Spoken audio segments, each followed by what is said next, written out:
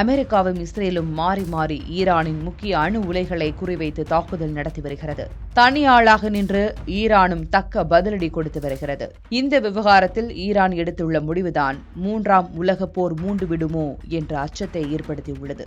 Iran இந்த முடிவு எடுக்க என்ன காரணம் பார்க்கலாம். மத்திய கிழக்கில் போர் தீவிரமடைந்து வரும் பதற்றமான சூழலுக்கு மத்தியில் ஈரான் வெளியுறவுத்துறை அமைச்சகம் அதிரடி பதிவு ஒன்றை வெளியிட்டு அமெரிக்காவுக்கும் இஸ்ரேலுக்கும் அதிர்ச்சி கொடுத்துள்ளது.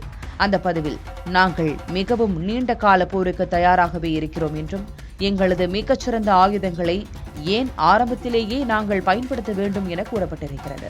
அதே சமயம் எதிரி நாடுகளிடம் உள்ள வான் பாதுகாப்பு ஏவுகணைகளின் இருப்பு மிக குறைவாகவே உள்ளது. இது அனைவருக்கும் தெரிந்த ஒன்றுதான். அமெரிக்கா மற்றும் இஸ்ரேலின் வான் பாதுகாப்பு அமைப்புகளை சோர்வடைய செய்ய ஈரான் திட்டமிட்டு வருவதாக குறிப்பிடப்பட்டுள்ளது. ஆரம்ப கட்டத்தில் தரம் குறைந்த ட்ரோன்கள் மற்றும் ஏவுகணைகளை வீசி எதிரிகளின் விலையுயர்ந்த இடைமறிப்பு ஏவுகணைகளை தீர்க்க ஈரான் முயன்று வருகிறது. மேற்கத்திய நாடுகளிடம் ஏவுகணை இருப்பு குறைவாக இருப்பதை சுட்டிக்காட்டி போர் நீடிக்கும் பட்சத்தில் அமெரிக்க கூட்டணியால் தங்களை தற்காத்துக் கொள்ள முடியாது என ஈரான் எச்சரிப்பதாக கூறப்பட்டிருக்கிறது.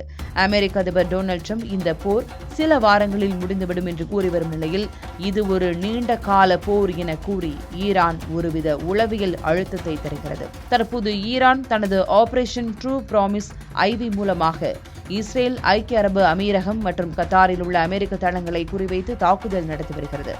ஈரானின் இந்த பொறுமை காக்கும் அணுகுமுறை வரும் நாட்களில் இன்னும் சக்தி வாய்ந்த ஏவுகணைகளை வீச தயாராக இருப்பதாக அந்த பதிவில் கூறப்பட்டுள்ளது.